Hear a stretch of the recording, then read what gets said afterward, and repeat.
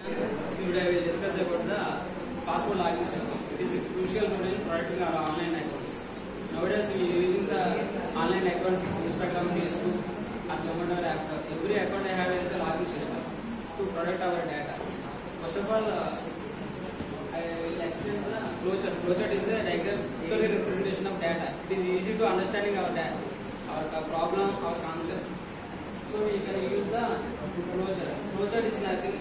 Flowchart is being with the start symbol. It is indicate the initial position of the login system. After that we have login, your credentials. It is typically username, email or password. The two is enter the password credentials. The other section, it is a diamond shape. It is a decision making. In this section we have credentials that check valid. It is not a match. It is match. If it does not match, we can re-again and enter the user re-again the login password and re-enter the our credentials, email, password, username. It is not clear than the 3 items. 3 items to enter the right credentials. We cannot access our account. To lock the account. Lock the account and elect message to the authorized person. Unauthorized person access your account. Please there are after the user fewer than 3 items to enter the right credentials, username, password, and email.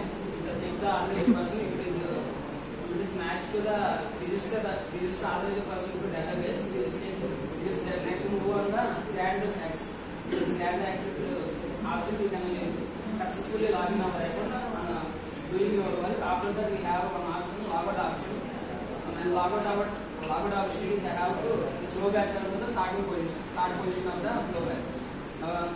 So my dear friends, without login credentials we cannot create an account. Without password we cannot open the account. As like that,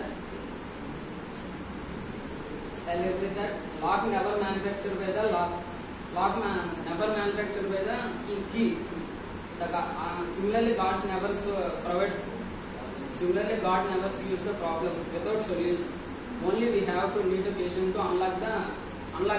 Thank you for your patience.